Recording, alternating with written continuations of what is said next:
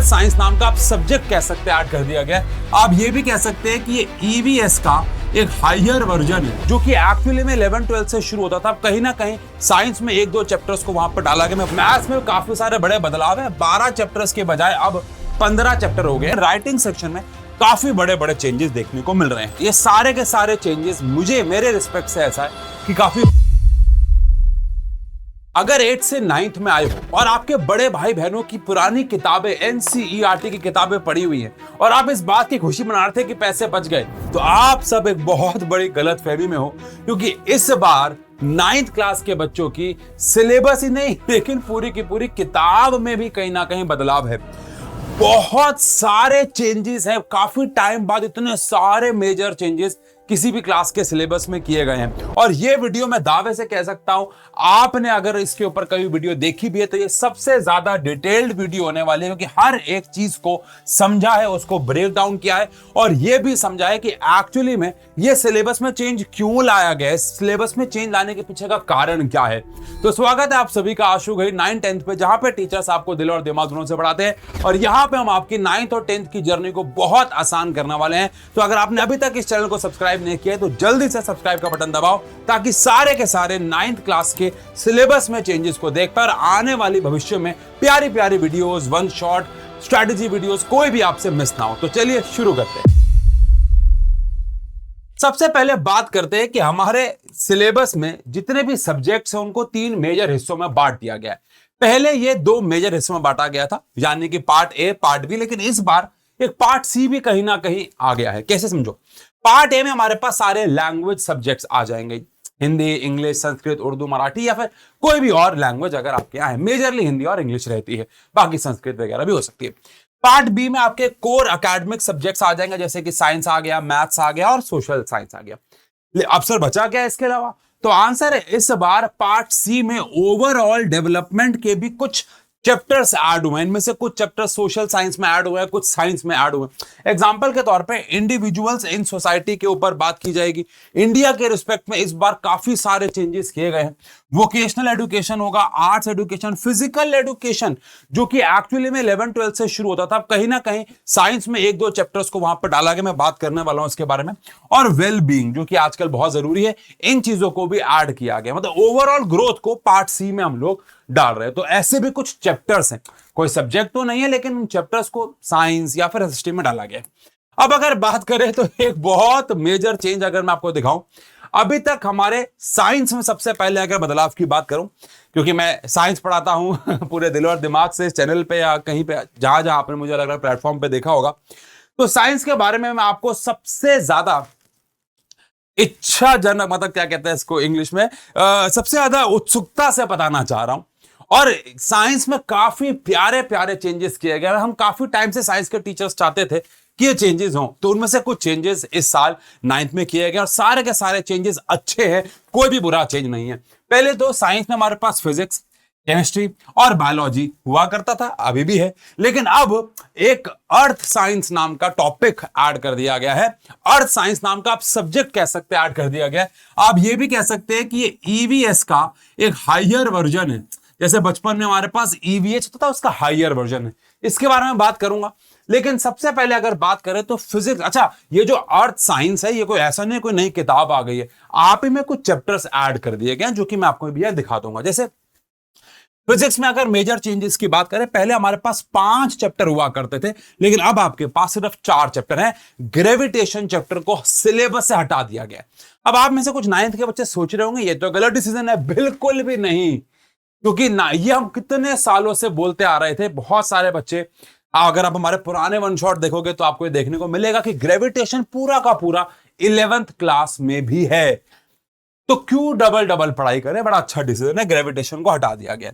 अच्छा, दूसरा चेंज क्या है हमारी फिजिक्स में? जो वर्क एनर्जी चैप्टर था उसका नाम चेंज करके work energy and simple machines डाल दिया गया। और इन सिंपल मशीन्स में हम लोग पुली, इन सब के बारे में, सिंपल मशीन्स, इन सब के बारे में पढ़ाई करने वाले। यानी अब प्रैक्टिकल नॉलेज पर थोड़ा और काम किया जाने लग गया। कहने का मतलब है साउंड चैप्टर वहीं का वहीं है, उसमें कोई बदलाव नहीं है। मोशन चैप्टर में कहीं ना कहीं कोई बदलाव नहीं है, लॉज ऑफ मोशन में कोई बदलाव नहीं है। 5 चैप्टर में से 4 चैप्टर जो है वो सेम ही है, बस वर्क एनर्जी में सिंपल मशीन्स ऐड कर दिया गया, मतलब अब उस चैप्टर का नाम बदल दिया गया। काफी बड़ा चेंज है ये, क्योंकि अब आप पुलिस से कनेक्टेड और मशीनरीज, इन सब के बारे में, हो सकता है लिफ्ट्स के बारे में अभी तक ओवरऑल एनसीईआरटी तो नहीं आई है, बट मुझे पूरा यकीन है कि काफी ज्यादा इंटरेस्टिंग पार्ट होने वाला है, और ये भी हम लोग 11th में पढ़ते हैं, तो प्रैक्टिकल अप्रोच बढ़ गई है, ध्यान रखो। केमिस्ट्री में भी कुछ चेंजेस हैं, जैसे पहले 4 चैप्टर हुआ करते थे, अब सिर्फ 3 चैप्टर रह गए। मैटर इन आर सराउंडिंग हटा दिया गया है। आपको मैं बताऊं, मैटर इन आर सराउंडिंग में क्या था, सॉलिड, लिक्विड, गैस, इन सब की पढ़ाई थी, और ये पढ़ाई आजकल बच्चा 6th-7th में ही कर लेता है। उशांक सर की बेटी को मैं पढ़ाता हूं साइंस, वहां पे 6th क्लास में ये ज्यादा है एज कंपेयर टू 9th के एनसीईआरटी में, जो उनकी कुछ प्राइवेट बुक्स होती है। तो अब ये क्योंकि लगा ना, देखो एनसीईआरटी को लगा कि तो बच्चा बचपन से पढ़ता आ रहा, तो उन्होंने मैटर इन आर सराउंडिंग को ही हटा दिया। इस मैटर अराउंड अस प्योर का नाम बदल दिया गया है, रख दिया गया है exploring mixtures and their separation. यानी इस बार सेपरेटिंग, आपको नहीं पता होगा लेकिन एक बड़ा इंटरेस्टिंग टॉपिक था, सेपरेटिंग टेक्निक्स। 2 मिक्सचर आ गए, उन्हें सेपरेट करना है, वो सेपरेटिंग टेक्निक वाला पार्ट अब वापस से आ गया है। कुछ सालों से सिलेबस से हटा दिया गया था, लेकिन अब वापस आ गया। बहुत बढ़िया टॉपिक है। एटम एंड मॉलिक्यूल में एक छोटा सा चेंज है कि आयनिक कंपाउंड और उसकी प्रॉपर्टी, जो कि 10th क्लास का टॉपिक है, ये ऐड कर दिया गया। अच्छा, अच्छी बात यह है कि 10th से हटाया नहीं गया, मतलब आप समझ रहे हैं, वरना 10th का बच्चा कैसे पढ़ेगा, अगले साल से हटा देंगे, बट अभी छोड़ो 10th की बात। एटम एंड मॉलिक्यूल में आयनिक कंपाउंड और उसकी प्रॉपर्टीज नाम का एक नया टॉपिक ऐड होने वाला है, ठीक है ना। इसके बाद बायोलॉजी में तो काफी चेंजेस हैं। सबसे बड़े 2 चेंज, रिप्रोडक्शन चैप्टर ऐड हुआ है, और डायवर्सिटी इन लिविंग ऑर्गेनिज्म, ये हमारे 9th क्लास का एक चैप्टर हुआ करता था, हटा दिया गया था कुछ सालों से, लेकिन अब वापस से आ गया है, और ये बच्चों का नाइटमेयर होने वाला। आप मेरी बात याद करोगे, इस बात का स्क्रीनशॉट ले लो, कहीं पे लिख लो कि दाढ़ी वाले ने क्या बोला था, डायवर्सिटी इन लिविंग ऑर्गेनिज्म। ये आपकी लाइफ में बायोलॉजी में आने वाला सबसे मुश्किल चैप्टर में से एक होगा, और अगर बायोलॉजी पसंद नहीं है तो ये तो और ज्यादा परेशान करेगा। खैर, लेकिन रिप्रोडक्शन जो कि 10th क्लास का चैप्टर था, ये अब आपके 9th में आ गया है, अभी भी 10th में, अगले साल 10th से हटा देंगे। सेल चैप्टर लगभग सेम है, बस उसमें रीसेंट एडवांसमेंट, जो सेल बायोलॉजी को लेके कुछ नई डिस्कवरीज हुई हैं, वो ऐड कर दी गई हैं।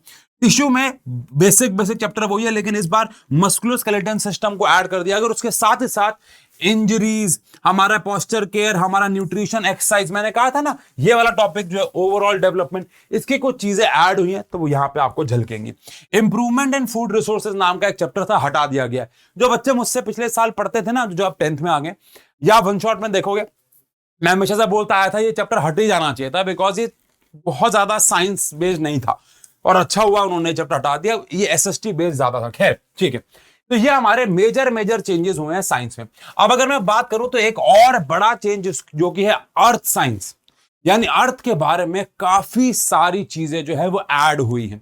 अर्थ के ऊपर कुछ चीजें, जैसे अगर मैं आपको एक बात बताऊं, रुकना, मैंने इसके ऊपर एक स्क्रीनशॉट लिया था कुछ टाइम पहले, अगर वो स्क्रीनशॉट में आपको मतलब मैं उसमें पढ़ूं, तो वहां पे हमारे पास जो अर्थ एनर्जी मैटर लाइफ, जिसमें ऑल साइकिल्स आ जाएंगे, रेडिएशन, ईएम स्पेक्ट्रम, यानी कि देखो समझो, मैं समझाता हूं। हमारे ना 9th में एक चैप्टर हुआ करता था नेचुरल रिसोर्सेस करके, उसमें कुछ साइकिल्स हुआ करती थी।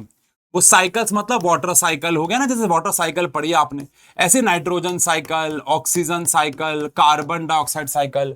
अर्थ में आप रेडिएशंस के बारे में पढ़ने वाले हो इस बार, जो सन से रेडिएशन आने वाली है। इलेक्ट्रोमैग्नेटिक वेव के बारे में थोड़ी बहुत पढ़ाई आएगी। ये पढ़ाई काफी इंटरेस्टिंग होने वाली है। जो earth as a system, earth as energy गोला, इन सब के बारे में आप पढ़ाई करोगे, बहुत ज्यादा इंटरेस्टिंग होगा। तो ये तो बात हुई साइंस की। साइंस में थोड़ा भावनाओं में बह गया मैं, लेकिन आओ बात करते हैं अब मैथ्स जो है सब्जेक्ट के बारे में। मैथ्स में काफी सारे बड़े बदलाव है। 12 चैप्टर्स के बजाय अब 15 चैप्टर हो गए, उनमें से कुछ चैप्टर्स को डिवाइड किया गया, तो वो चैप्टर बढ़ गए, जैसे समझाऊंगा मैं आपको। अर्थमेटिक प्रोग्रेशन यानी एपी, जीपी जैसे चैप्टर्स जो कि 10th के बाद आपके सिलेबस में आते हैं, अब वो 9th में आ चुके हैं। यस, ऐसा साइंस में भी हुआ है। Pair of linear equation in 2 variables, तो पहले भी चैप्टर था, लेकिन अब उसके अंदर ग्राफ्स ऐड हो गए हैं, जो पहले भी थे, हटा दिए गए थे, लेकिन दोबारा आ गया है। गेस पॉलिनोमियल चैप्टर को 2 पार्ट में डिवाइड कर दिया गया है, पार्ट 1, पार्ट 2, जिससे कि अंडरस्टैंडिंग और बेहतर हो जाएगी। तो इस प्रकार से आपके 12 के बजाय 15 चैप्टर हो गए। एसएसटी में बहुत सारे चेंजेस हैं, इसको लास्ट में लेते हैं, लेकिन बहुत सारे, मतलब सबसे ज्यादा सिलेबस में चेंज एसएसटी में ही लाया गया। बहुत टाइम से बोल रहे थे कि हम बाकी दूसरों की हिस्ट्री क्यों पढ़े, हमें इंडिया की हिस्ट्री को पढ़ना चाहिए, और इस बार वो करके दिखाया है। काफी ज्यादा चेंजेस हैं, जो कि मुझे ऐसा लगता है अच्छे चेंजेस हैं। बाकी इंग्लिश की अगर बात कर ले तो बिहाइव और यहाँ तो किताबें ही बदल दी भाई। बिहाइव और मूवमेंट नाम की 2 किताबें हुआ करती थी, हट गई हैं, अब एक सिंगल किताब है कावेरी। कोई बहुत बड़ा चेंज तो मुझे ग्रामर में दिखा नहीं, बाकी हो सकता है पढ़ाते वक्त या कुछ चेंजेस देखने को मिले। अभी ग्रामर में आज सच को चेंज है, लेकिन राइटिंग सेक्शन में काफी बड़े बड़े चेंजेस देखने को मिल रहे हैं।